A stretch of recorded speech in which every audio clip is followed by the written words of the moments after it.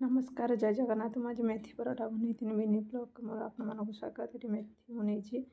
मेथी धोई धुआई बाछिक नहीं छोट छोट कर काटी नहीं पूरा पूरा छोट छोट छोट छोट कर काटा पड़ो मेथी पराठा जेहतु बनवाक छोट छोट काटा पड़ो पूरा छोट छोट काटी गोटे जगार सब जी काटी सब नहीं गनी दीटा पियाज से पकेनी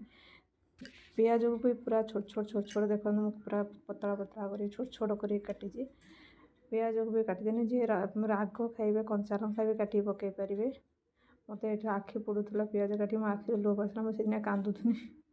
तो ये पियाज लुण और हल्दी गुंड आटे काश्मीर चिली भी पकई जुआणी जीरा जीरा भी पकई आ कला जीरा भी पकई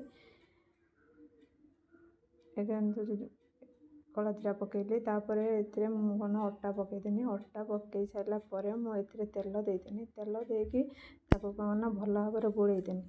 तो गोल सारापर कौन करेंगे ना आस्ते आस्ते आस्ते आस्ते पानी देकी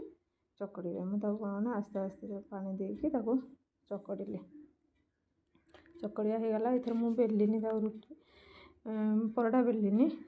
देखो धीरे धीरे बेलिया पड़ो ना सब पियाज भारी पड़ी चारियाडे हो तो धीरे धीरे धीरे धीरे आस्ते आस्ते बेलिनी बेलिकी ये तावे नॉनस्टिक तावे गरम कर देथिनी गरम कर सारापर मुझे बाबा ये आसिक पहुँचीगले कौन बनाऊँ वीडियो बनई तो सीट मुझे तेल सेपट जेहेतु हो गला मुझे तेल देनी उल्टेकी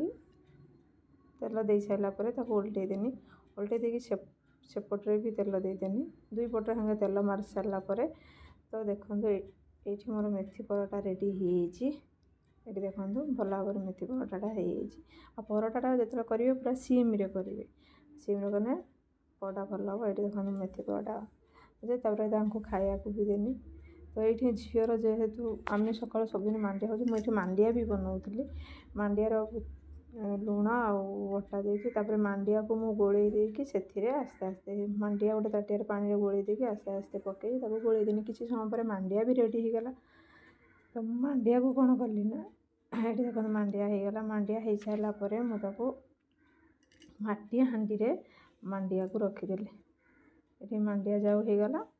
तो मुझे माटी हांडी देखते पूरी देनी सका खाइबापी ये मो झील को पचारि धन पराठा खा पराठा केमी खा बाबा भी ये खाऊँ तो धन को पचारि धन केमती लगुच धन कहला मामा टेस्टी लगुच